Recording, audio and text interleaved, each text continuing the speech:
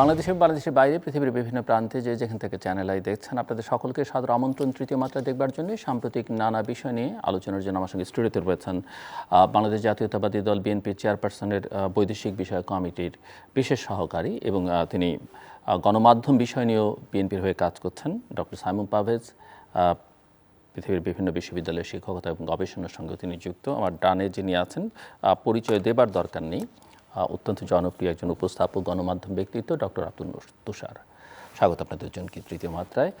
Doctor Abdul Noor তুষার, আপনাকে নিয়ে তৃতীয় মাত্রা করার আমার সাহস খুব বেশি হয়নি বলে আসলে অনেক পরে আপনি এখন আজকে প্রথমবারের মধ্যে তৃতীয় মাত্রায়, বিশেষভাবে স্বাগত আপনাকে। ডক্টর সাইমুম পারভেজ, আপনার কাছ থেকে একটু প্রথমে বুঝতে চাই যে বিএনপি ভারপ্রাপ্ত চেয়ারম্যান দেশে আসলেন, রাজস্বিক একটা প্রত্যাবর্তন তার বলা যেতে পারে। বাংলাদেশে 17 বছরের পরেই এক ধরনের নতুন মোমেন্টাম তৈরি হয়েছে বিশেষ, কিন্তু সব মিলিয়ে বাংলাদেশের রাজনীতির গতি প্রকৃতি কি মনে হচ্ছে নির্বাচনকে সামনে রেখে? জি, আপনি ঠিকই বলেছেন। এটাকে রাজস্বিক প্রত্যাবর্তনের চাইতে আমি আসলে এটা গণমানুষের প্রত্যাবর্তন বলতে চাই।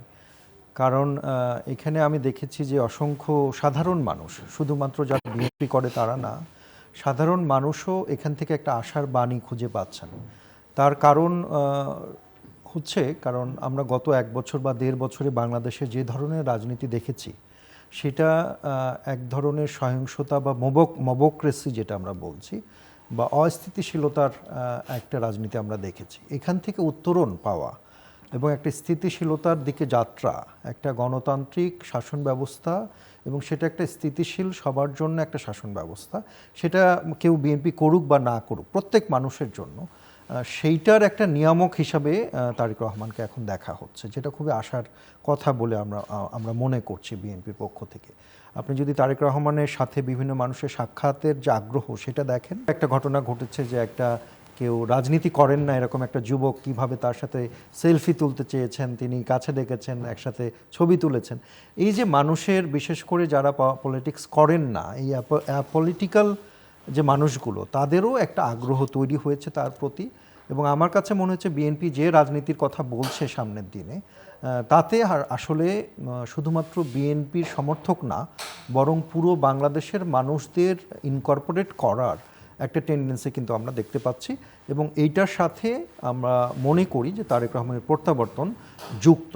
আমরা সবসময় একটা বলে এসেছি, যারা আমরা বিএনপির কথা বলি বা বিএনপির পলিসি বিষয়ক বিভিন্ন কার্যক্রমে যুক্ত, তারা কিন্তু আমরা বলে এসেছি যে তারেক রহমানের প্রত্যাবর্তনের সাথে সাথে এক ধরনের সমর্থনের ঢেউ উঠবে বিএনপির পক্ষে, এবং আমরা সেই সমর্থনের ঢেউটার শুরু দেখতে পেয়েছি।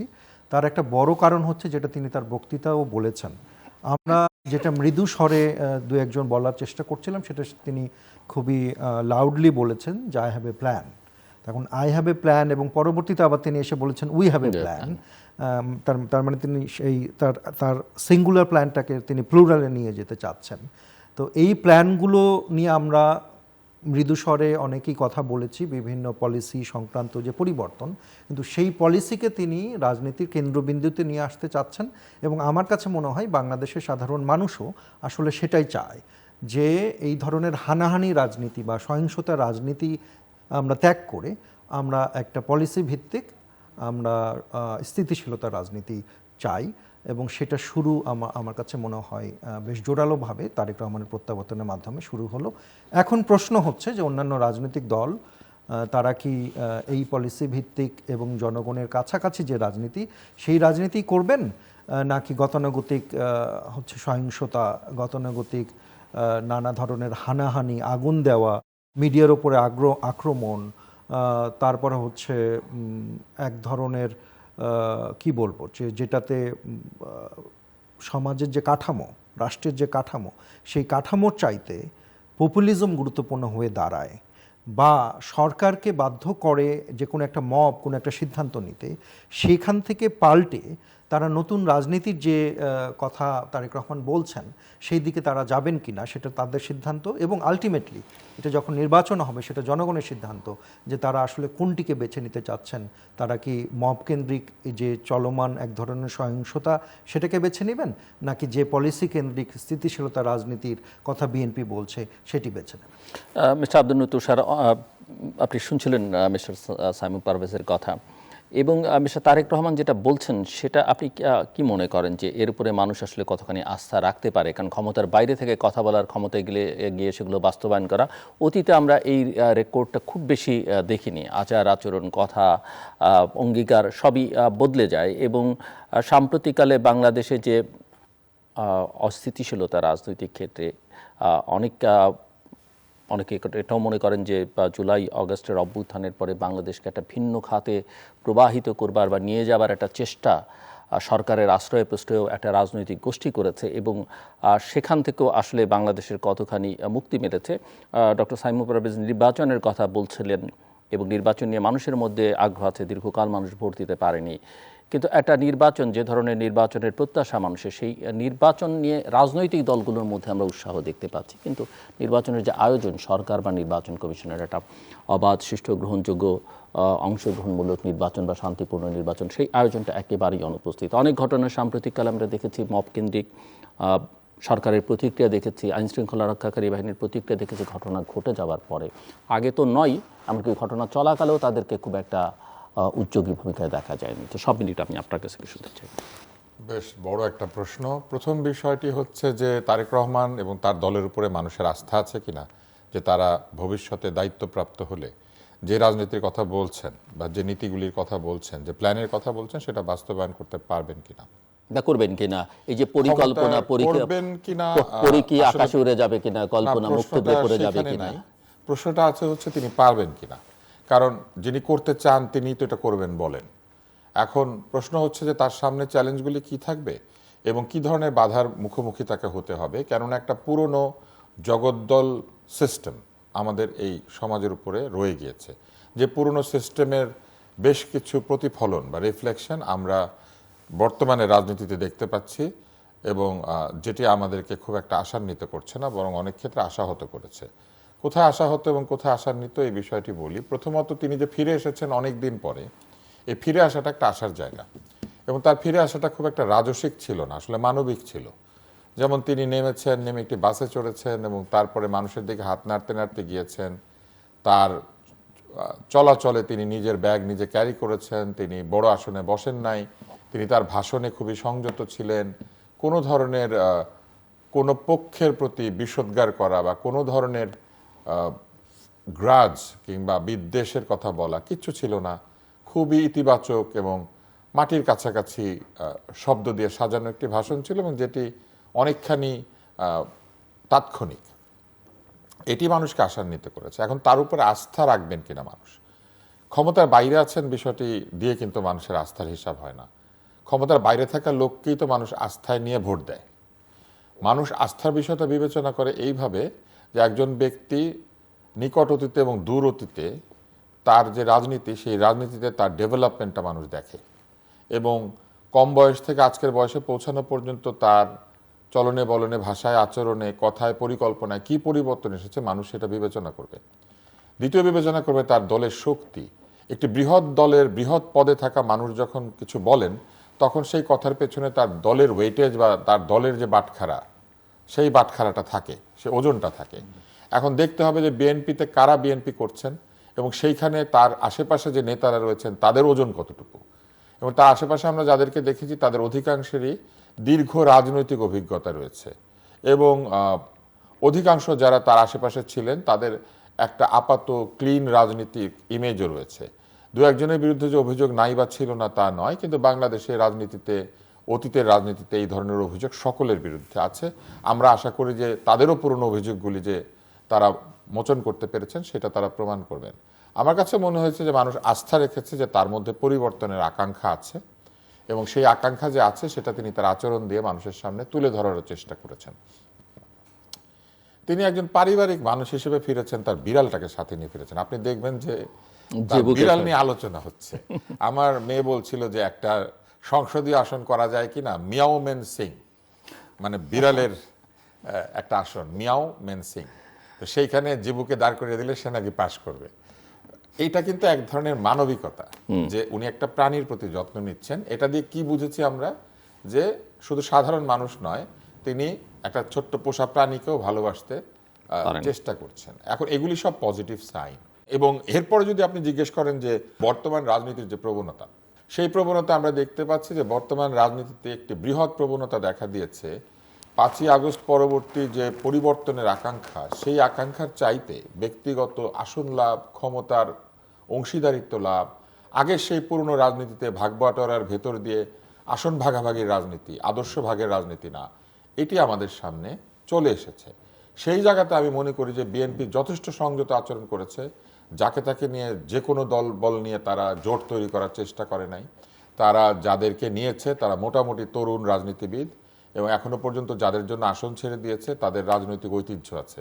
আপনি যে 5-6টি 10টি পদ আমরা দেখতে পাচ্ছি যে তারা কিছু দিয়েছেন, এদের প্রত্যেকেরই রাজনৈতিক একটা অতীত আছে এবং এদের একদমই ক্লিন ইমেজ।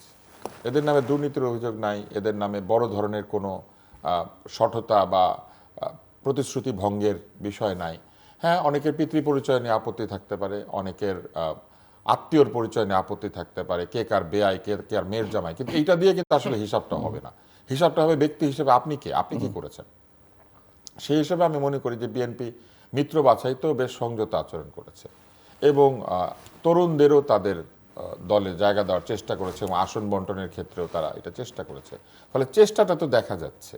এবং আরেকটি বিষয় তারা যেটি করেছে, যেটি 5ই আগস্ট পরবর্তী সময় আমরা দেখেছি, বড়দেরকে অসম্মান করার একটা রাজনীতি। এটা আপনি নুরুল কবির থেকে শুরু করে মতিউর রহমান বলেন, বিভিন্ন পুরনো রাজনীতিবিদদেরকে জাতা বলে গালিগালাজ করা বলেন, কিংবা শিক্ষকদের অমর্যাদা, সরকারি কর্মকর্তাদের অমর্যাদা, বিভিন্ন মানুষ যাদের দীর্ঘ পেশাগত অথবা রাজনৈতিক ইতিহাস আছে তাদেরকে নিয়ে জাতা কথা বলা।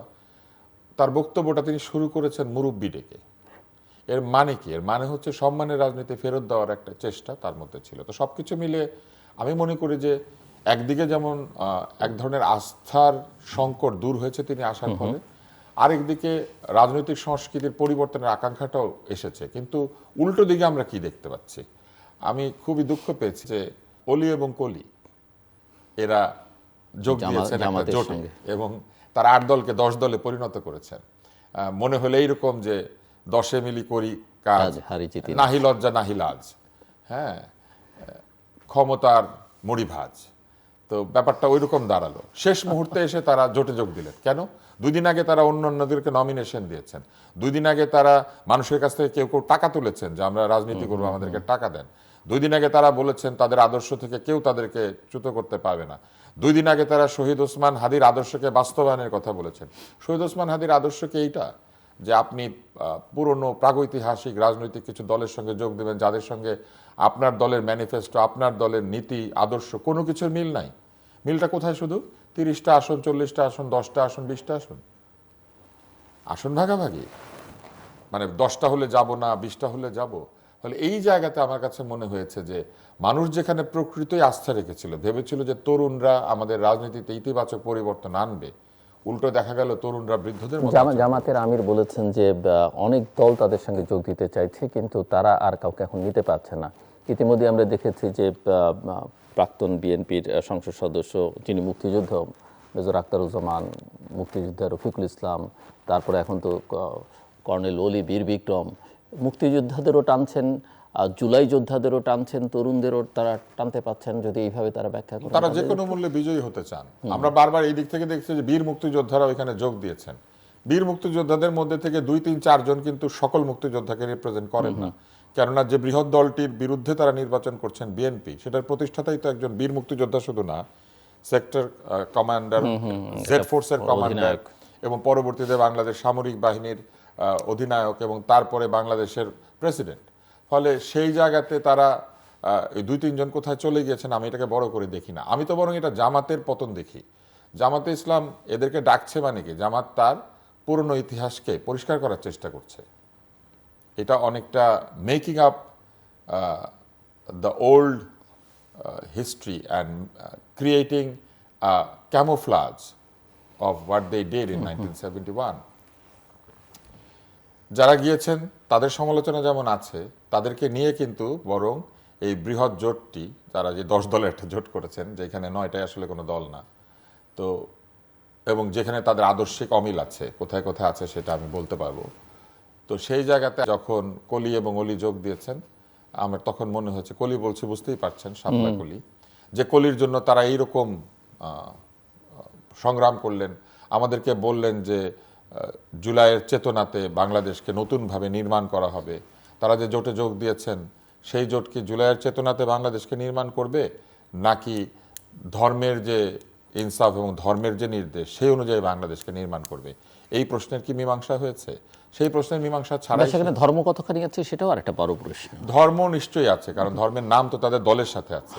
আমি এটা নিয়ে কোনোভাবে প্রশ্ন করতে চাই না। নিশ্চয়ই তারা ধার্মিক, নিশ্চয়ই তারা একটা ধর্মভিত্তিক রাজনৈতিক দল করেন, কিন্তু সেই ধর্মভিত্তিক রাজনৈতিক দলটি নিশ্চয়ই ধর্মীয় আইনি প্রতিষ্ঠা করবে বলেই তো আমরা মনে করি, তাই না? নইলে এত বছর ধরে তারা সেটা কেন করছেন? কিন্তু এনসিপি কি সেই আইন প্রতিষ্ঠা করার লক্ষ্যে কাজ করতে প্রস্তুত?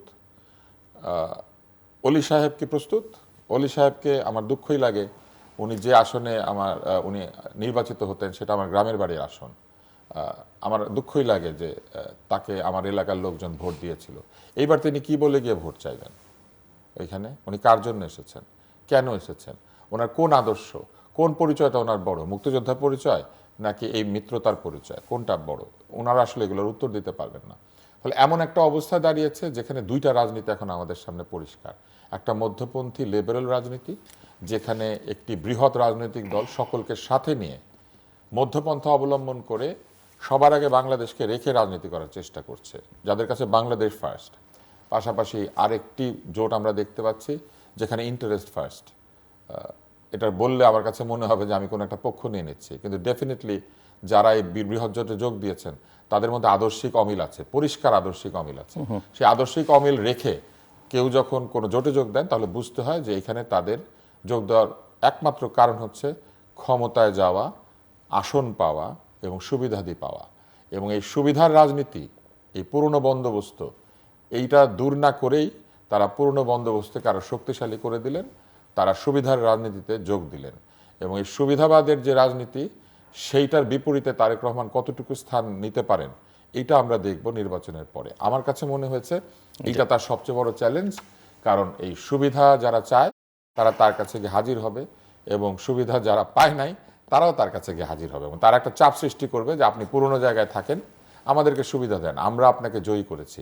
উনি যদি এইটা ভাবতে পারেন যে তিনি জয়ী হয়েছেন জনগণের ভোটে, শুধু দলের সমর্থনে না, এবং তিনি প্রতিশ্রুতি দিয়েছেন জনগণকে, জনগণের কাছে দেওয়া ওয়াদা তিনি রক্ষা করবেন, তাহলে যেটি ঘটবে তার নিজের দল অথবা সুবিধাভোগী যারা, এদের মধ্যে যারা আছেন, যারা মনে করবেন যে সুবিধার প্রয়োজন, তাদের কিছু ভোট কমে গেলেও জনগণের ভোট তার অনেক বাড়বে। এবং এই ঝুঁকিটা যদি তিনি নিতে পারেন, যে ঝুঁকিটা অতীতে আমাদের কোনো রাজনৈতিক শাসক নেন নাই, এটা যদি নিতে পারেন, আমার ধারণা যে বাংলাদেশের রাজনীতিতে একটা 360 ডিগ্রি বলবো না, আমি বলবো যে 180 ডিগ্রি একটা টার্ন হবে, একেবারে বিপরীতমুখী একটা টার্ন হবে, এবং একটা 360 ডিগ্রি পলিটিক্স চালু হবে যেখানে সকলেই আছে, কিন্তু রাজনীতির যে যাত্রা ছিল স্বার্থান্বেষী যাত্রা, সেখান থেকে স্বার্থহীন যাত্রা, বাংলাদেশের স্বার্থ সবার আগে, সেই রাজনীতির যাত্রাটা শুরু হবে। আমি একটা লম্বা উত্তর দিলাম আপনার লম্বা। Thank you so much Saimum. আপনি রাজনীতির ভেতরকার মানুষ আর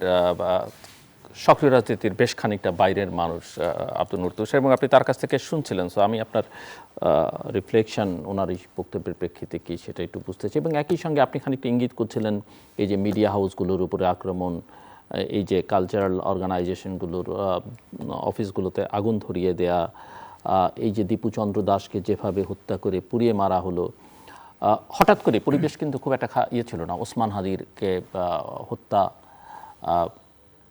চেষ্টা, এবং পরে তো তিনি মারাই গেলেন।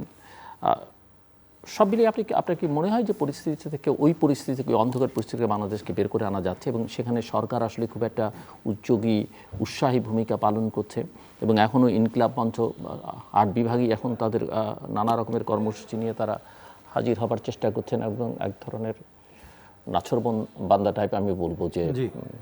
না, আমার কাছে মনে হয় যে আপনি খুবই গুরুত্বপূর্ণ একটা প্রশ্ন উত্থাপন করেছেন।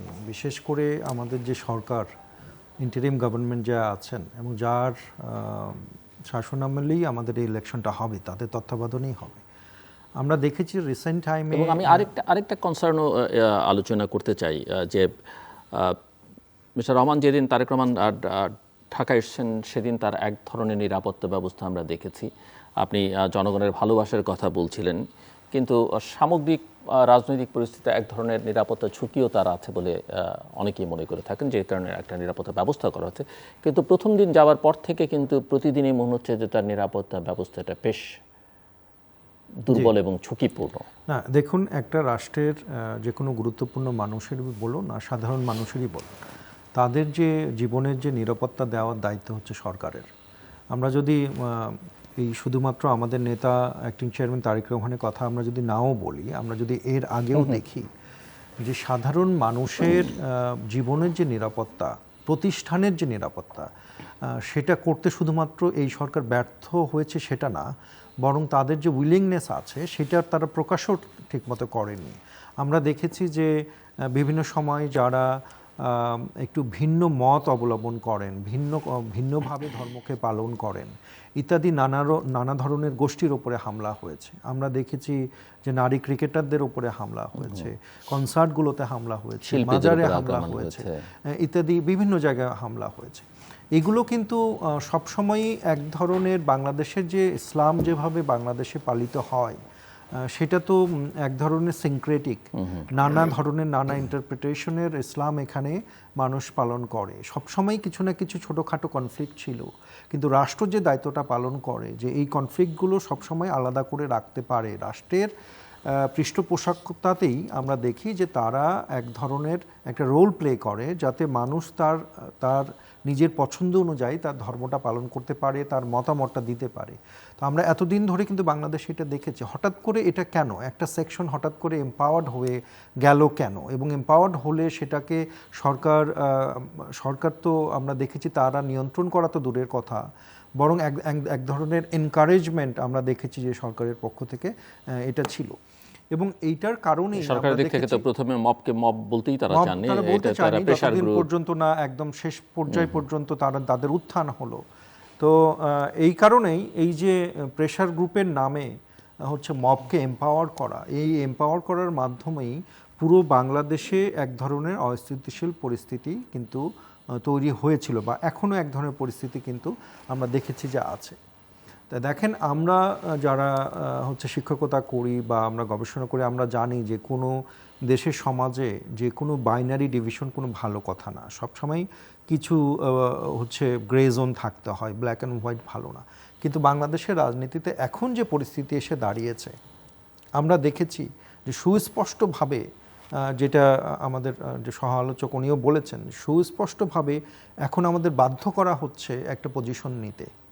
কারণ আমরা দেখেছি যে এক ধরনের একটা কনফ্লিক্ট হচ্ছে, যে কনফ্লিক্টের একদিকে হচ্ছে ধর্মকে ব্যবহার করে, ধর্মকে পুঁজি করে একটা শক্তির উত্থান ঘটাচ্ছেন।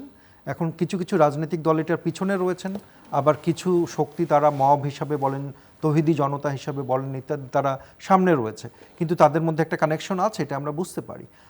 আর রেস্ট অফ দ্য বাংলাদেশ তারা কিন্তু এখন বুঝতে পারছে যে আমরা এই রাজনীতির অবসান চাই, আমরা একটা জীবনের নিরাপত্তা চাই, আমরা হচ্ছে একটা স্থিতিশীল বাংলাদেশ চাই। এবং সেটা শুধুমাত্র মিডিয়া কর্মীরা না, সেটার সাথে সাথে সাধারণ মানুষের মধ্যেও কিন্তু এই এক্সপেকটেশনটা তৈরি হয়েছে। এখন আমরা যখন জুলাই যে অভ্যুত্থান হয়েছে, সেই অভ্যুত্থানের পরে আমরা মনে করেছিলাম যে আমাদের বাংলাদেশে একটা বড় ধরনের পরিবর্তন আসবে, কারণ আমরা শেখ হাসিনার মতো একটা ফ্যাসিস্ট সরকারের আমরা পতন দেখেছি। এই পতন দেখার ফলে যে রাজনৈতিক, বিশেষ করে আমাদের যখন ইয়াং হচ্ছে আমাদের রাজনীতিবিদরা যখন তারা রাজনৈতিক দল খুললেন, তারা অনেক ধরনের কথা বললেন যে তারা দেশকে পরিবর্তন করে ফেলবেন। তো আমরা মনে করলাম যে আসলেই হয়তো একটা পরিবর্তন আসবে। কিন্তু আমরা দেখেছি যে এই পরিবর্তনটা আমার কাছে মনে হয়, যেহেতু আমি বিএনপির ভিতর থেকে আমি কাজ করি, আমার কাছে মনে হয়েছে বিএনপির মধ্যে এই পরিবর্তনটা বেশি এসেছে। বিএনপির মধ্যে একটা মনোজাগতিক পরিবর্তন এসেছে, আপনি খেয়াল করে দেখবেন। এবং এই 5ই আগস্টের যে অভ্যুত্থান, এই পুরা জুলাই যে অভ্যুত্থান, সেই জুলাই অভ্যুত্থানের ফলে আমাদের যে আচরণ, সেই এমনকি একদম রুট লেভেল পর্যন্ত, সেখানে আগেও একটা জবাবদিহিতার প্র্যাকটিস আমরা করার চেষ্টা করেছি, কিন্তু সেটা রিস্ট্রেনদেন হয়েছে। কিন্তু যারা এত বড় ধরনের কথা বলল, যারা অনেক কথার ফুলঝুরি ছোটালো, আমরা দেখেছি যে তাদের মধ্যে এক ধরনের নৈতিক চরিত্রের অধপতন আমরা কিন্তু দেখেছি, এবং সেটা সাধারণ মানুষ আলোচনা করে। আপনি যে কোনো চায়ের দোকানে যান, আপনারা মানে মানুষের এই যে এক্সপেকটেশন ছিল, হাই এক্সপেকটেশন ছিল, সেখান থেকে আমরা এই জায়গায় এসেছে। এবং রিসেন্টলি আমরা যখন দেখছি যে এই যে আমাদের তারকারা ছিটকে পড়ে যাচ্ছেন, হ্যাঁ, নানাভাবে এই দলটি এনসিপি হচ্ছে তারা কার সাথে যে জোট করবেন, কিভাবে করবেন, কিছু মানুষ যারা হয়তো পলিটিক্যাল কোর্সটা ঠিক রাখতে চান, তারা পলিটিক্যালি কারেক্ট থাকতে চান, তারা এখান থেকে সরে আসতে চাচ্ছেন। এই যে একটা দলের যে এইরকম একটা পতন, সেই পতনটা হচ্ছে আমাদের জন্য কাঙ্ক্ষিত ছিল না। আমরা মনে করেছিলাম যে বাংলাদেশে আমরা একটা ইনসাফ ও মানে গণতান্ত্রিক মূল্যবোধ ভিত্তিক একটা দেশ আমরা প্রতিষ্ঠা করব। কিন্তু আমি যে কথাটাতে আমি ফিরে যাই যে আপনি তারেক রহমান আসার পরে আপনি যদি দেখেন তাহলে এই পরিবর্তনটা ক্লিয়ার হবে।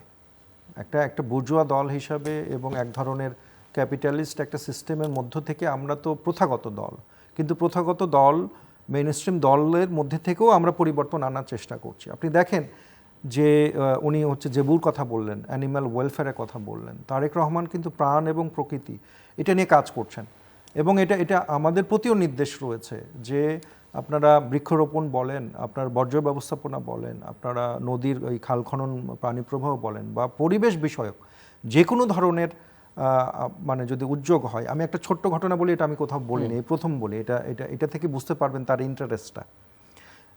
তিনি চিটাগাংয়ের মিরসরাইয়ে মনে হয় একটা মিয়াওয়াকি ফরেস্ট নামে একটা ফরেস্ট, জাপানিজ একটা স্টাইল, সেই স্টাইলে এক ভদ্রলোক ওখানে একটা ছোট্ট একটা কৃত্রিম বন বানিয়েছেন এবং একদম হচ্ছে যে এই জাপানিজ পদ্ধতি অনুযায়ী সেটা একদমই একটা ফরেস্টের মতো। তো উনি একটা ভিডিও দেখেছেন আমাদের অ্যাক্টিং চেয়ারম্যান তারেক রহমানের, রিসেন্ট ঘটনা, 2 সপ্তাহ আগের ঘটনা। তো ওই ভিডিওটা দেখে সাথে সাথে তিনি আমাকে জানালেন যে আপনি এই ভদ্রলোককে খুঁজে বের করেন, এই ভদ্রলোককে খুঁজে বের করে আপনি ওনাকে ধন্যবাদ দেন, বলেন যে আমি বিএনপির পক্ষ থেকে বা আমার পক্ষ থেকে আমি ধন্যবাদ জানাচ্ছি যে আপনি এইরকম একটা অঞ্চলকে আপনি ফরেস্টে পরিণত করেছেন, প্রচুর প্রাণী এখানে থাকতে পারছে, প্রচুর পাখি এখানে থাকতে পারছেন। তো এইখানে তো কোনো মিডিয়া অ্যাটেনশন নাই, কেউ তো জানলো না যে আমি যে ওই ভদ্রলোককে এই ধন্যবাদটা পৌঁছে দিলাম। তিনি যে প্রচণ্ড খুশি হলেন, হ্যাঁ, এবং বললেন যে এরকম ইনিশিয়েটিভ যদি সামনে এরকম আসলেই যে যদি রাষ্ট্রের ক্ষমতায় যারা আসবেন তারা যদি এই ধরনের চিন্তা করেন তাহলে এটা আমাদের জন্য খুবই আশার বিষয়। তো এই পুরো প্রক্রিয়াটাতে তো কেউ জানলো না, এখন এই প্রথম আমি বললাম। তো তার মানে তো জেনুইনলি উইলিংনেস আছে, হ্যাঁ, যে এই পরিবর্তনটা, আন্তরিকতা রয়েছে এটা করা। এটা হচ্ছে একটা হচ্ছে অ্যানিম্যাল এবং আমাদের জীববৈচিত্র্যের ওয়েলফেয়ারের কথা বললাম। সেকেন্ড হচ্ছে যে দেখেন আমাদের এই পুরো ইভেন্টটা হওয়ার পরে সেখানে অনেকগুলো বর্জ্য তৈরি হয়েছিল, ওয়েস্ট তৈরি হয়েছিল। সাথে সাথে আমরা ওই নির্দেশটা আমরা পেয়েছি যে এইটা পরের দিনে এটা পরিষ্কার করতে হবে। সেটা সিটি কর্পোরেশনও সেখানে কন্ট্রিবিউট করেছে, আমাদের লোকজনও কন্ট্রিবিউট করেছে। পরে যখন ওখানে কিছু গাছ নষ্ট হয়েছিল কারণ এত লোক ছিল, সেই গাছগুলোর ট্রি প্ল্যান্টেশন প্রোগ্রাম এখনও চলছে। থার্ড যে ঘটনাটা আমি বলবো যে এরকম ঘটনা বাংলাদেশে মনে হয় খুব একটা হয় নাই, আপনি একটু আমাকে মনে করে দেবেন যে এর আগে হয়েছে কিনা, যে একজন হেকলার, হ্যাঁ, তো এই যে ওসমান হাদির যে কবর, সেই কবরে শহীদ ওসমান হাদির কবর জিয়ারত করে উনি আসছিলেন, এই সময়ে একজন হচ্ছে ওই যে ইংরেজিতে আমরা যেটা বলি হেকলার, যে তিনি তাকে নানা রকম গালিগালাজ করছিল অনেক উচ্চ স্বরে। পুলিশ তাকে গ্রেফতার করেছে, কিন্তু এটা যখন তিনিও জানতে পেরেছেন সাথে সাথে উনি বিএনপি পক্ষ থেকে একটা হচ্ছে আমরা প্রেস রিলিজ দিয়েছি এবং উনিও রিকোয়েস্ট করেছেন যে ওনাকে ছেড়ে দিতে, হ্যাঁ, ওনাকে মুক্তি দিতে। তো এখন আপনি বলতে পারেন যে ক্ষমতা আসলেও এরকম থাকবো কিনা। ক্ষমতায় যারা বিরোধী দলে ছিল তাদের কোন দিন আপনি এই আচরণ দেখেছেন, তাই না? আমার প্রশ্ন হচ্ছে এইটা। তার মানে হচ্ছে আমরা সিস্টেমেটিক্যালি আমরা তার উইলিংনেসটা বুঝতে পারছি এবং আমরা হচ্ছে ক্ষমতায় যদি আল্লাহর রহমতে আমরা যেতে পারি, এইটা যে একটা কন্টিনিউশন থাকবে, ধারাবাহিকতা থাকবে, এইটার ইঙ্গিত কিন্তু আমরা তার কাছে পেয়েছি। যে কারণে আমার কাছে মনে হয় যে আসার কারণ রয়েছে এবং সেই সাথে সাথে আমাদের যে বিরোধী পক্ষ রয়েছে তাদের প্রতিও আমাদের আহ্বান থাকবে যে এইটা তাদের পলিসিগুলো মানুষের কাছে তারা উপস্থাপন করুক। এখন জনগণ বেছে নিক যে কোন পলিসিটা জনগণের জন্য ভালো হবে, কোন পলিসিটা দেশ রক্ষার জন্য ভালো হবে, দেশ গঠন করার জন্য ভালো হবে, এবং এটা একটা শান্তিপূর্ণ একটা ওয়েতে আমাদের এই পাওয়ারটা মানে একটা ট্রানজিশনটা হোক। আপনি যে ওসমান হাদি কেন্দ্রিক একটা আন্দোলনের কথা বলছেন, আমরা অবশ্যই এই বিচার চাই, তার সুষ্ঠু যে হত্যাকাণ্ড সুষ্ঠু বিচার চাই, এবং তিনি যে ইনসাফ এবং গণতন্ত্র ভিত্তিক রাষ্ট্রের কথা বলছিলেন সেই রাষ্ট্র আমরা চাই।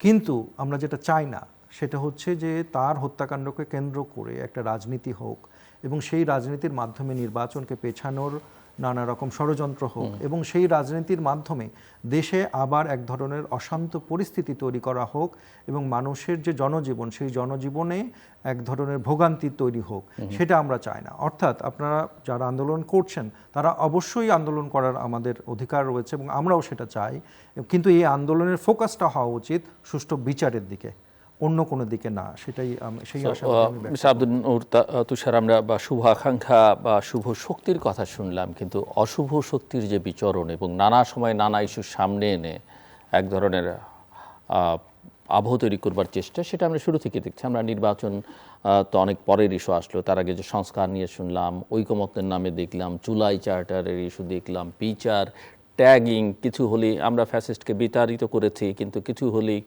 যে কেউ, এমনকি যারা ওই স্বৈর শাসকের বিরুদ্ধে ভূমিকা রেখেছে তাদেরকে আপনি ফ্যাসিস্টের দোষর বলে দেওয়া হচ্ছে। কথায় কথায় ভারতীয় জুজুর ভয় দেখানো হচ্ছে। ভারতের ভূমিকা আমরা সবাই জানি, আমরা সবাই সমালোচনা করেছি, কিন্তু চোখ বন্ধ করে আপনি তা কারো বিপক্ষে একটা অবস্থান নিলেন বা তার মতের সঙ্গে আপনার মত মিলল না, আপনাকে ট্যাগিং দিয়ে দেওয়া হলো। এর সমাধান কী হবে? এবং আমরা আজকে পর্যন্ত দেখছি পরিস্থিতি তারেক রহমান দেশে আসার পর এক ধরনের শান্তিপূর্ণ স্থিতিশীল, কিন্তু হঠাৎ করে কোন ইস্যু সামনে আসবে এবং কে তখন কোত্থেকে সে নায়ক বনে যাবেন আর কে খলনায়কে পরিণত হবেন বোঝা খুব দায়। নায়ক এবং খলনায়কের যে বিষয়টি, এটি ইতিহাস নির্ধারণ করে এবং নির্ধারণ করে হচ্ছে সময়। কিন্তু তাৎক্ষণিকভাবে কাউকে যখন নায়ক কিংবা খলনায়ক বানানো হয় তখন তার পেছনে উদ্দেশ্য থাকে, এবং এই উদ্দেশ্য আমরা লক্ষ্য করেছি অধিকাংশ ক্ষেত্রেই ভিন্ন মতকে দমন করার জন্য। একই সাথে আন্দোলন করলে, একই প্রশ্নে সংগ্রাম করলেও রাজনৈতিক বিভিন্ন প্রশ্নে কিন্তু দ্বিমত থাকতে পারে, যে দ্বিমত কিন্তু এরই মধ্যে আমরা দেখতে পাচ্ছি এনসিপি থেকে একাধিক প্রমিনেন্ট নারী নেত্রী পদত্যাগ করেছেন। কেন করেছেন? নিশ্চয়ই দলের এই বর্তমান যে কার্যক্রম তার সাথে তারা একমত হন নাই। এখন এই যে দ্বিমত হয়ে যাওয়া, দ্বিমত হওয়া মানে কি তারা আন্দোলনের শত্রু হয়ে গেলেন কিংবা এনসিপির শত্রু হয়ে গেলেন? মোটেই না। রাজনৈতিক আদর্শের অমিল থাকলে কেউ একটি দলে থাকতেও পারে সহ্য করে, যে দলের সিদ্ধান্তকে আমি মেনে নিলাম, অথবা সেটি ছেড়ে দিতে পারে, কিন্তু এর জন্য তো সে ট্যাগড হতে পারে না। এখন যে আক্রমণগুলি হয়েছে, আমি মনে করি যে আক্রমণগুলি দীর্ঘ নিষ্ক্রিয়তার ফলাফল।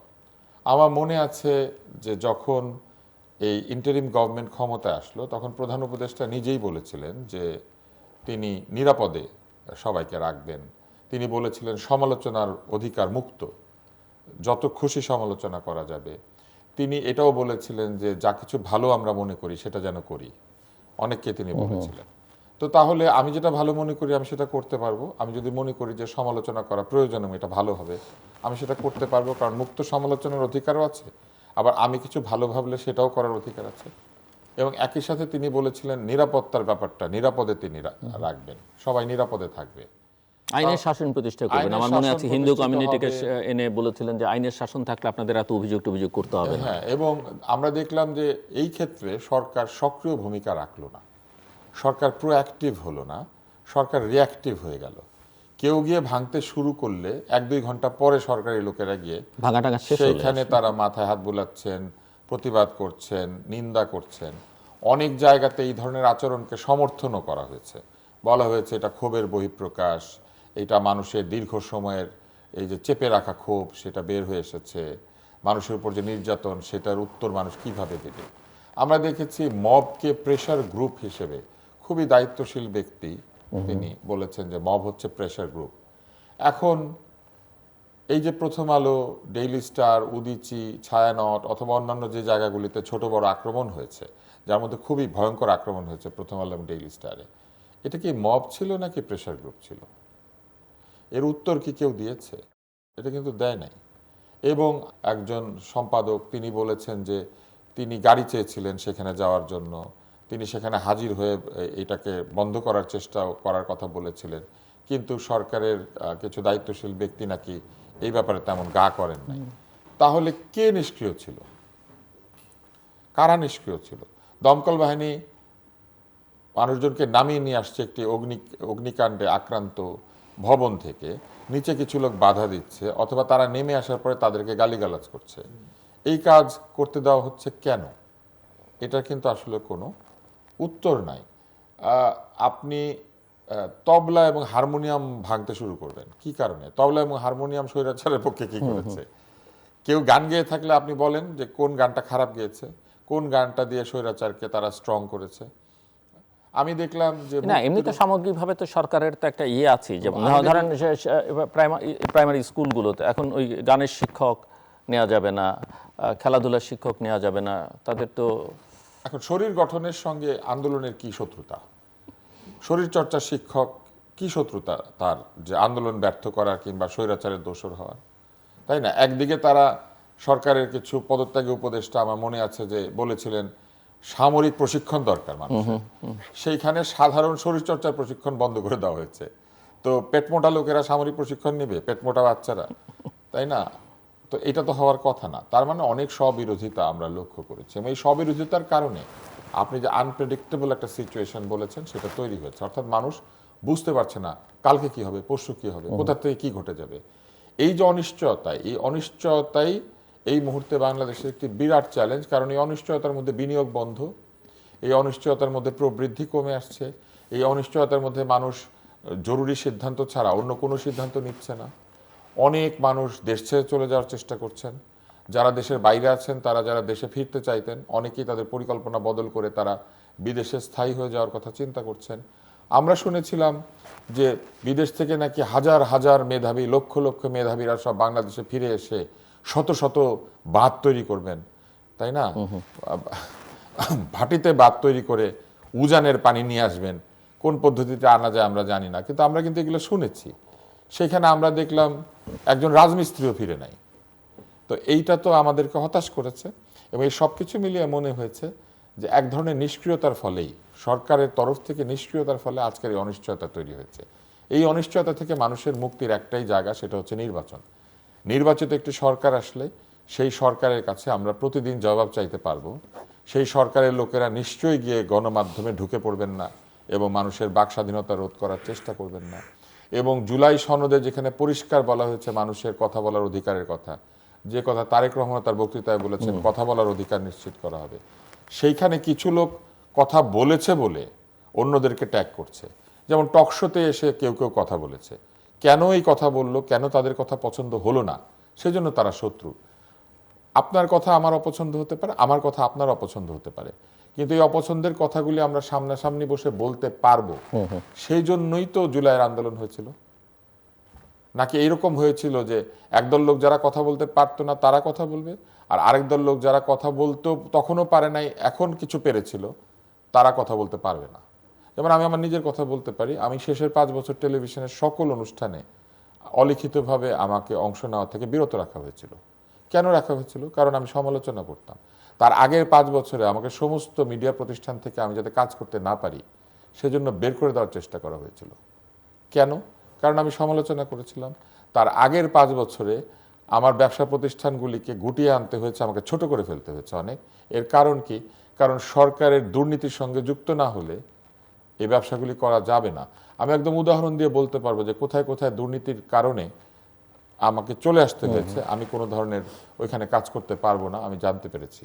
এই যে ইতিহাস, সেই ইতিহাস নিয়ে কি এখন আমরা চর্বিত চর্বণ করব, নাকি সামনের দিকে যাতে এই ঘটনাগুলি না ঘটে সেটার চেষ্টা করব? যা ঘটে গেছে সেটা ঘটে গেছে, কিন্তু যা ঘটবে সেটাও কি একই রকম হবে? এবং এইখানেই আমাদের আশাহত হওয়ার জায়গাটা তৈরি হয়েছে। আমরা কি দেখেছি? আমরা দেখেছি ক্ষমতায় যাওয়ার জন্য স্বৈরাচারের সঙ্গে বহু মানুষ হাত মিলিয়েছিল, সুবিধা পাওয়ার জন্য হাত মিলিয়েছিল। এবারও নির্বাচনের আগে আমরা একই ঘটনা দেখতে পাচ্ছি। শুধু ক্ষমতায় যাওয়ার জন্য নিজেদের আদর্শ জলাঞ্জলি দিয়ে কিছু লোকজন গিয়ে ক্ষমতার ঐক্য, নির্বাচনের ঐক্য তৈরি করছে, যেখানে আদর্শের কোনো মিল নাই।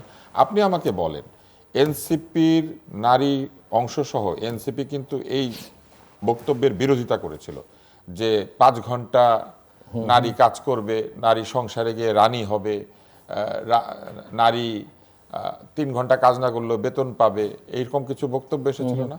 এখন তারা যে জোটভুক্ত হয়েছেন, এই বক্তব্যগুলিকে তারা সমর্থন করবেন? এটা কি তারা উত্তর দিতে পারবেন? আমার ধারণা পারবেন না। কিন্তু এই যে প্রশ্নটা করা হলো, এই প্রশ্নটা শুনতেও তারা রাজি না। কিন্তু এই প্রশ্নগুলো তো সাধারণ জনগণ হিসেবে, আমি একজন সাধারণ নাগরিক, আমার কোনো দল নাই, যার কোনো দল নাই, সেই প্রশ্নগুলি করতে পারবে না? সাধারণ নাগরিক টকশোতে আসতে পারবে না? এরা কি করেছেন? এরা শহীদ ওসমান হাদির মৃত্যুর অব্যবহিত পরে একাধিক ব্যক্তি যাতে টকশো করতে না পারে সেই জন্য তারা ওপেন বক্তৃতা দিয়েছেন তাদের নেতারা। তাহলে যে বাক স্বাধীনতার জন্য জুলাই মাসে, আমার মনে আছে আমি নিজে পর্যন্ত বক্তৃতা দিয়েছি, যে কিনা জুলাই মাসে বক্তৃতা দিল আন্দোলনের জন্য, বাক স্বাধীনতা ফিরে পাওয়ার জন্য, সন্তানদের বুকে গুলি চালানোকে বন্ধ করার জন্য, তারা বলছে তারই কথা বন্ধ করতে হবে। তাহলে কে কথা বলবে? 5 ঘন্টা নারীর চাকরি, তারাই কথা বলবে? তাহলে কারা কথা বলবে? যারা আজকে এক কথা বলে কালকে আরেক কথা বলে, তাহলে কে কথা বলবে? ভুয়া পিএইচডি না লোকজন, যার পিএইচডি কোথা থেকে হয়েছে উনি জানেন, আর যে দিয়েছে সে জানে, আর কেউ জানে না। তাহলে কারা কথা বলবে? কথা ক। যদি এইটা হয়ে থাকে আন্দোলনের গান, তাহলে কথা বন্ধ কর। এইটা কি আন্দোলনের বিপরীতে চলে যাওয়া নয়? নিঃসন্দেহে। এবং আপনি দেখেন, একটু আগে সাইমুম বলছিলেন, আমি এটা দিয়ে শেষ করি, শহীদ হাদির আদর্শ। হাদি নির্বাচনে দাঁড়িয়েছিল, হাদির বিরুদ্ধে প্রার্থী দিয়েছিল কোন কোন দল ওই আসনে? তাহলে হাদি বেঁচে থাকলে হাদিকে হারিয়ে দেওয়ার জন্য কারা প্রার্থী দিয়েছিল? আমি ওপেনলি বলি, জামাত ইসলামের প্রার্থী ছিল তো ওইখানে, সম্ভাব্য প্রার্থী। তাহলে হাদিকে হারিয়ে দেওয়ার জন্য তারা প্রস্তুত ছিলেন। হাদি মরে যাওয়ার পরে হাদির আদর্শকে বাস্তবায়িত করার জন্য তারা রাজি হয়ে গেলেন। হাদিকে জেতালেই তো হাদির আদর্শের একটা বড় জায়গা বাস্তবায়িত হতো। উল্টা তারা হাদির বিরুদ্ধে প্রার্থী দিয়েছিলেন। তাহলে বেঁচে থাকলে ওকে পরাজিত হতে হতো। আর ও সে এখন নাই বলে তাকে নিয়ে রাজনীতি। আমি মনে করি সাইমুম যেটি বলেছেন এটা একদম ঠিক। হত্যাকাণ্ডের বিচার হইতে হবে এবং হাদির পক্ষ থেকে একজন প্রার্থী ওই আসনে দেওয়াটাই হতো সবচেয়ে বড় কাজ। এবং ওই আসনে বাকি সব প্রার্থী প্রত্যাহার করে নেওয়া উচিত ছিল, যারা হাদির আদর্শের পক্ষে, হাদির বক্তব্যের পক্ষে কথা বলছেন। সেটা তো তারা করছেন না। ক্ষমতার বাটোয়ারায় ইনকিলাব মঞ্চকে জায়গা ছাড়তে কেউ রাজি নাই, কিন্তু ইনকিলাব মঞ্চের মুখপাত্রের ইমেজকে ব্যবহার করতে সবাই রাজি। আমি মনে করি এই পুরনো রাজনীতি থেকে আমাদেরকে বের হয়ে আসতে হবে। হাদি পরিষ্কার বলেছিল যে সে যদি না থাকে কোনো কারণে বিচারটা করতে, তাহলে এই বিচার নিশ্চিত করার জন্য গণতান্ত্রিক শাসন ব্যবস্থা জরুরি, নইলে বিচারও প্রশ্নবিদ্ধ হবে। কেননা মামলা প্রশ্নবিদ্ধ, এখন ভুয়া মামলা হয়েছে হাজার হাজার, এবং ভুয়া মামলা তুলে নেওয়ার কথা বলাতে বিএনপির কিছু নেতাকে ইচ্ছা মতো গালিগালাজ করা হয়েছে। ভুয়া মামলা রাখা কি কোনো গণতান্ত্রিক দলের কাজ? এটা তো বিচার ব্যবস্থাকে ভারাক্রান্ত করে। সঠিক মামলা, আগের সরকারের আমলের ধারাবাহিকতায় একই রকম, ওই বাসন চুরি, ওই যে বিচারপতির বাড়িতে আগুন দেওয়া, বাসে আগুন দেওয়া, এইসব মামলা আমরা দেখেছি না? গায়েবী মামলা দেখেছি না? তো যাই হোক, আমি লম্বা বক্তৃতা দিয়ে ফেললাম মনে হয়, কিন্তু এটা না আসলে এক ধরনের হতাশার জায়গা থেকে বলা যে আমরা যে বাক স্বাধীনতার জন্য, যে ভোটের অধিকারের জন্য, যে রাজনৈতিক স্বাধীনতার জন্য সন্তানদের রক্তপাত দেখেছি, আমাদের সন্তানেরা হয়তো তার প্রতি সুবিচার করতে পারছে না। সাইমুম। হ্যাঁ, মানে বেশ কয়েকটা চমৎকার বিষয়ে তুষার ভাই কথা বলেছেন। তো আমার কাছে যে মনে হয়, এখন তো মূলত বাংলাদেশের রাজনীতি হচ্ছে নির্বাচনমুখীতে আমরা চলে গিয়েছি, তাই না? আমরা কিছুদিন পরেই আসলে নির্বাচন ছাড়া বাংলাদেশের রাজনীতিতে আর কোনো আলোচনার বিষয় এই সময় নাই। এখন দুইটা মূলত রাজনৈতিক দল, এখন জামাত ইসলামের সাথে অন্যান্য যত জোটই হোক, আমি এটাকে জামাত ইসলামই বলছি। এটা A team, B team, C team, নানা রকম টিম থাকতে পারে, কিন্তু আলটিমেটলি এটা জামাত ইসলামী। আর এদিকে হচ্ছে বিএনপি এবং বিএনপি লেড যে অ্যালায়েন্স হচ্ছে সেটা। এখন এই দুইটার মধ্যে আমরা যেটা দেখতে পাচ্ছি যে বিএনপি যে ক্যাম্পেইনটা করছেন, সেই ক্যাম্পেইনটার মূল উদ্দেশ্য হচ্ছে যে তারা সাধারণ মানুষের জীবন মান কিভাবে উন্নয়ন করবেন ক্ষমতায় গেলে, সেটার একটা পরিকল্পনা তারা দিয়েছেন।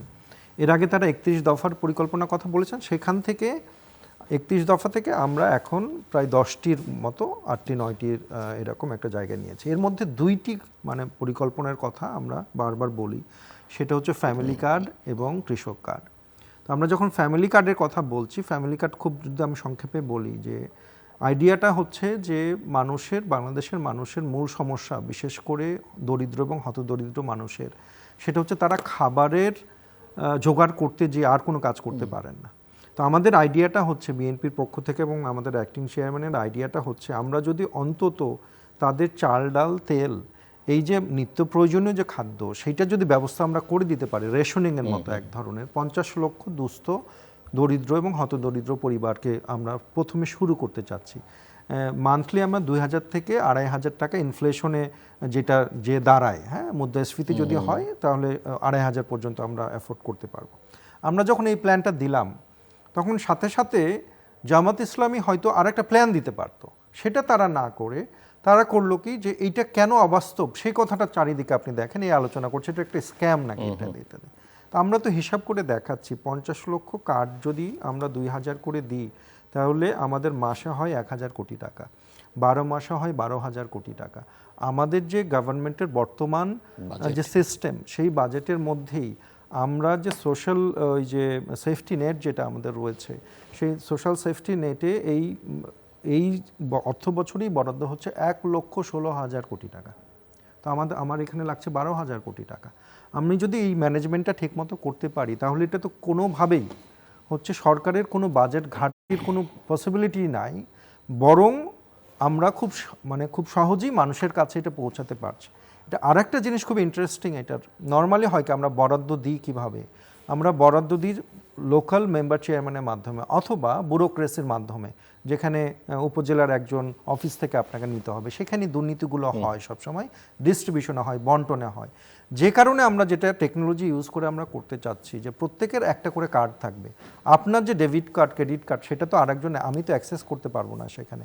তো আপনার ওখানে আমরা ইলেকট্রনিক একটা চিপ দিয়ে আমরা যদি সেখানে আপনার ডিটেল আমরা দিয়ে দিতে পারি এবং সরাসরি টাকাটা যদি আমরা ওই আপনার কার্ডে দিতে পারি তাহলে তো দুর্নীতির সম্ভাবনা অনেক অনেক কমে যাচ্ছে, তাই না? আমরা যেহেতু টাকার ডিস্ট্রিবিউশনটা সেন্ট্রাল থেকে সরাসরি আপনার কার্ডে, প্রত্যেকটা ইন্ডিভিজুয়ালের কার্ডে চলে যাচ্ছে, সেই কার্ডটা একটা নির্দিষ্ট রেশনের দোকান থেকে দেখাতে পারে অথবা যদি আমরা অর্থ দিই সেখান থেকে যে কোনো একটা জায়গা থেকে সেই অর্থটা তুলে নিতে পারে।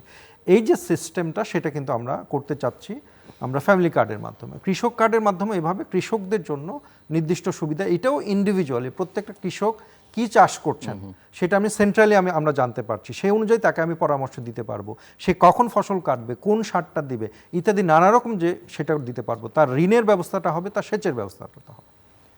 আমরা এর বিপরীতে জামাতে আমি শেষ করছি, এর বিপরীতে জামাতের যে পলিটিক্সটা দেখছি, তারা সবসময় যে ক্যাম্পেইন পলিসি নিয়ে তারা আগাচ্ছেন সেটা হচ্ছে নেগেটিভ ক্যাম্পেইন।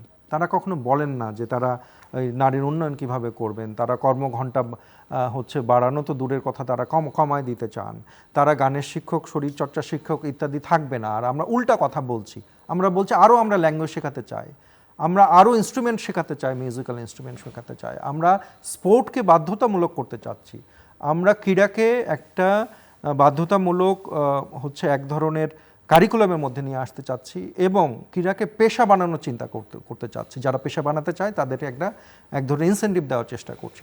মানে কমপ্লিটলি দুইটা ডিফারেন্ট আইডিওলজি এবং ডিফারেন্ট পার্সপেক্টিভ এবং ডিফারেন্ট চিন্তা, এই দুইটা কিন্তু আমরা রাজনৈতিক অ্যালায়েন্সে আমরা দেখতে পাচ্ছি। আমি এনসিপিকে এখানে কনসিডার করছি না, কারণ তারা যেহেতু জামাতে ইসলামের সাথে জোট করেছে তার মানে তারা এটা মেনে নিয়ে সেখানে হয়তো তারা গিয়েছে। যে কারণে এটা জনগণের কাছে আমাদের প্রত্যাশা যে আসলে তারা কি দেশকে সামনের দিনে এগিয়ে নিয়ে যেতে চান, তারা কি নারীদের স্বাবলম্বী করে দেখতে চান, তারা কৃষকদের স্বাবলম্বী করতে চান, তারা ইমাম মুয়াজ্জিনদের সম্মান দিতে চান, তারা পুরো দেশে যে অগ্রগামী যে নীতি সেটা সাথে থাকতে চান কিনা। যদি সেই সাথে থাকতে চান তাহলে এই দলকে বেছে নিতে হবে। আর যদি তারা মনে করেন যে শুধুমাত্র সমালোচনা এবং মানে এক ধরনের এন্টি সবসময় একটা পলিসি নিয়ে আমরা সামনের দিনে আগাবো, তাহলে হয়তো জনগণ সেই চয়েস নেবেন, কিন্তু আমার কাছে মনে হয় সেটি সঠিক চয়েস হবে না। Mister Abdul Noor Tushar, closing remarks. But যেটা সাইমন পারভেজ বলছিলেন যে বেছে নেওয়ার সুযোগ, কিন্তু বেছে নেওয়ার সুযোগটা তো আসলে থাকতে হবে, মানে কাকে বেছে নেবে সেই সুযোগটা মানুষ আসলে শেষ পর্যন্ত পাবে কিনা। বা আপনি যেখানে বলছেন সরকার নিষ্ক্রিয়, ডক্টর সাইমুমও একই কথা বলছেন, সেখানে সরকার আসলেই একটা ভালো প্রতিদ্বন্দ্বিতামূলক নির্বাচন চায় কিনা, বা আদৌ নির্বাচন তারা আসলে শেষ পর্যন্ত করতে পারবে কিনা। নির্বাচন করতে পারবেন, নির্বাচনের ভালো মন্দ নিয়ে হয়তো বিবেচনা হতে পারে, কিন্তু নির্বাচন করতে না পারার কোনো কারণ নেই। এর চাইতে অনেক বিপদ সংকুল জায়গাতে নির্বাচন হয় এবং এর চাইতে আরো যুদ্ধবিধ্বস্ত এলাকাতেও নির্বাচন হয়, নির্বাচন হয়েছে আমরা দেখেছি। ফলে নির্বাচন না হওয়ার কোনো কারণ নাই, কোনো অজুহাতে নির্বাচন বন্ধ করা কিংবা নির্বাচন পিছিয়ে দেওয়ার কোনো সুযোগ নাই। কিন্তু অপশনের কথা যদি বলেন, আমি দেখি যে রাজনৈতিক দলগুলি নিজেরাই অপশনকে কমিয়ে নিয়ে আসে। জোট মানেই তো হচ্ছে আপনি অপশনকে কমিয়ে নিয়ে আসলেন, আপনি আলাদা আলাদা করে সব আসনে প্রার্থী দিলেন না, আপনারা একে অন্যকে জিতিয়ে দেওয়ার জন্য জোটভুক্ত হয়ে ক্ষমতা ভাগ বাটারার চেষ্টা করছেন। ফলে এই জায়গাতে কিন্তু অপশন কমে যায়। এখন যতই জোট হবে ততই দেখা যাবে যে আসলে অপশন হয়ে যাবে 3 থেকে 4টা। আপনি কোন জোটে যাবেন, কোন জোটের প্রার্থীর দিকে যাবেন। এই ক্ষেত্রে জনগণের একটা জায়গা রয়েছে। জনগণ যদি মার্কার কথা চিন্তা না করে সত্যিকারের ভালো মানুষকে বা যে পারবে তাকে ভোট দেয়, আমার মনে হয় এই বিষয়টিকে একটা উত্তর দেওয়া সম্ভব হবে। পার্টি বা পার্টির কর্মসূচি সেটাও তো একটা গুরুত্বপূর্ণ বিষয়। অবশ্যই গুরুত্বপূর্ণ। ব্যক্তি হয়তো ধরেন বিএনপি বা জামাত বা যে কোনো জায়গায় একটা ভালো ব্যক্তি থাকতে পারে, কিন্তু ব্যক্তিকে ভোট দিলেন, কিন্তু দল তো হ্যাঁ, আপনি একটা ভালো কথা বলেছেন। এটাই হচ্ছে এটার বিপরীতে সবচেয়ে সবল যুক্তি। কিন্তু দলে কি ভালো ব্যক্তির অভাব রয়েছে? দল কি পাশ করতে পারে জনপ্রিয়তার ভিত্তিতে? এমন ব্যক্তিকে নির্বাচনে দিতে তাকে কেউ না করেছে? দল যদি এলাকার মাস্তানকে ওইখানে দিয়ে বলে যে আমার দলের আদর্শ ভালো, কিন্তু উনি একটু চাঁদাবাজি করে, ওনাকে ভোট দেন, কোনো অসুবিধা নেই, আমরা ওনাকে দেখে রাখবো, উনি জিতলে আর চাঁদাবাজি করবে না। আমি মনে করি এই সব জায়গাতে জনগণের মতামত রাখার যথেষ্ট সুযোগ আছে। যে ব্যক্তি এলাকাতে আপনি যাকে ভয় পান তাকে ভোট দেন না।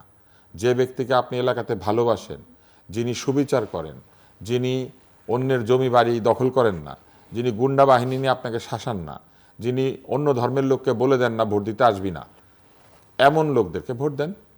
তাহলে ভালো লোকেরা ভোটে জিতবে। আর দলও তখন এই ধরনের লোকদেরকে সামনে এগিয়ে দিয়ে শঙ্কাহীন বোধ করবে। আমার মনে আছে যে একটা সময়ে রাজনৈতিক দলগুলি বিবেচনা করতো অমুক দলের কোন গুন্ডা, তাহলে আমার দল থেকে একটা গুন্ডা দিতে হবে, গুন্ডায় গুন্ডায় রাজনীতি হবে। সেই হোন্ডা গুন্ডা রাজনীতি থেকে বেরিয়ে আসাটাই তো হচ্ছে আজকের চেষ্টা।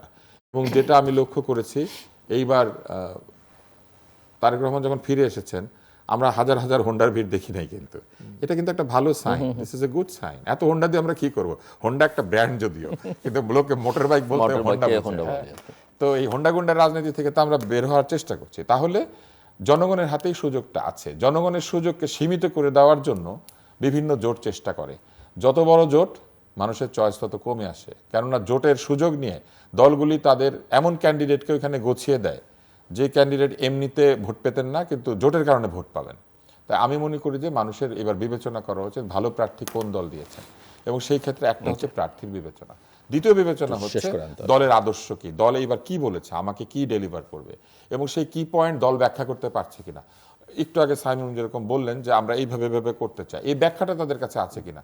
চাইলে তো বলে দেওয়া যায় আপনারা জিতলে পরে $1500 অ্যাকাউন্টে পাঠিয়ে দিব, কিন্তু এই $1500 কোত্থেকে আসবে, এটা যারা ব্যাখ্যা করতে পারবেন মনোযোগ দিয়ে একটু শুনতে বলবো মানুষকে। আর তৃতীয় যেটা বলবো, এই সমস্ত ভাগবাটোয়ারা রাজনীতিকে বন্ধ করার একটাই উপায়, দলে দলে ভোটের দিন সকল ভয় দূর করে গিয়ে নিজের পছন্দ অনুযায়ী ভোটটা দেওয়া। এই ভোটের মাধ্যমে কেবলমাত্র প্রকৃত গণতান্ত্রিক বিপ্লব সাধন করা সম্ভব। 30% 40% ভোটার গিয়ে ভোট দিয়ে একটা ভোট হয়, কিন্তু আমি মনে করি যে আগামী ভোটে মানুষের উচিত যত বেশি পরিমাণে যেতে পারবে এবং যত বেশি পরিমাণে ভোট দিতে পারবে সেটা দেওয়া। তারেক রহমান খুব পরিষ্কার বলেছেন একটা কথা যেটা আমাকে আকৃষ্ট করেছে, যে সকল ধর্মের, সকল সমতলের, অর্থাৎ পাহাড়, সকল তলের আর কি, এবং সকল কিছুর ঊর্ধ্বে যোগ্যতা। তাহলে যোগ্যতা দেখে প্রার্থীকে ভোট দেন, এবং নিজের যে যোগ্যতা 5 বছরে একবার ভোট দিতে পারা, ঠিক জায়গায় ভোট দিতে পারা, এটা দেন। এটা দিলে আমার ধারণা আগামী সরকার যদি অনেক সফল নাও হয়, আমাদের গণতন্ত্র সফলতার দিকে এগিয়ে যাবে। প্রয়োজনে আবার নির্বাচন হবে, সেই নির্বাচনে আরও ভালো প্রার্থীরা বিজয়ী হবে, এবং এইভাবে যদি 2টা 3টা 4টা নির্বাচন বাংলাদেশে হয়, তাহলে 2040-50 সালের যে বাংলাদেশ, সেই বাংলাদেশে এই ধরনের টকশোর কোনো প্রয়োজনীয়তাই থাকবে না। তখন আমরা আলাপ করব টাকা কেন ডলারের বিপরীতে শক্তিশালী হয়ে উঠছে, আমরা তখন আলাপ করব আমাদের ছেলে মেয়েদের জন্য কেন আরও বেশি কারখানা তৈরি হচ্ছে না, আমরা তখন আলাপ করব বাংলাদেশের মানুষের গড় আয়ু বেড়ে এমন জায়গাতে গিয়েছে, আমরা আমাদের বৃদ্ধদের নিয়ে কি করি। সেই জায়গাতে যদি আমরা পৌঁছাতে চাই, তাহলে এই ভোটটা খুবই গুরুত্বপূর্ণ। দর্শক অনুষ্ঠানের শেষ প্রান্তে আমরা সামাজিক যোগাযোগ মাধ্যম ফেসবুক, এক্স এবং ইউটিউবে তৃতীয় মাত্রা লাইভ স্ট্রিম হচ্ছে, আপনারা দেখতে পারেন। টেলিভিশনের পর্দায় দেখতে না পারলে যে কোনো সময় যে কোনো স্থান থেকে ইউটিউবে তৃতীয় মাত্রা চ্যানেলটি সাবস্ক্রাইব করে এই পর্ব বা পুরোনো পর্বগুলো আপনারা দেখতে পারেন। আমি আব্দুল নূর তুষার এবং আমি সামিম পারভেজ, অসংখ্য ধন্যবাদ এই আলোচনা অংশ নেবার জন্য। দর্শক, আমরা সবাই চাই যে গণতন্ত্রের জয় হোক এবং গণতান্ত্রিক প্রক্রিয়া উত্তরণটা নিশ্চিত হোক, এবং আমার দুই অতিথি আশাবাদী যে নির্বাচনটা হবে, এবং হয়তো ত্রুটি বিচ্যুতি থাকতে পারে, কিন্তু মানুষ যদি ভোট কেন্দ্রে যায় তাহলে সেটা একটা বড় গণতন্ত্রের জন্য বিজয় এনে দিতে পারে। তবে শঙ্কার কথা বলেছেন, অনিশ্চয়তারা বড় চ্যালেঞ্জ বলেছেন, সরকারের নিষ্ক্রিয়তা নিয়ে ওনারা প্রশ্ন তুলেছেন। বিশেষ করে সাম্প্রতিক নানা ঘটনা প্রবাহে এটা আরও প্রমাণিত হয়েছে যখন নির্বাচন একেবারেই নিকটবর্তী। তবে মানুষ যদি জেগে ওঠে, সক্রিয় হয়ে ওঠে এবং শুভবুদ্ধিপূর্ণ সম্পন্ন শক্তিগুলো যদি একাট্টা হয়ে মাঠে থাকে, তাহলে যে কোনো অশুভ শক্তির পরাজয় নিশ্চিত। আমাদের সঙ্গে থাকবার জন্য অসংখ্য ধন্যবাদ। আপনাদের সবার জন্য শুভকামনা।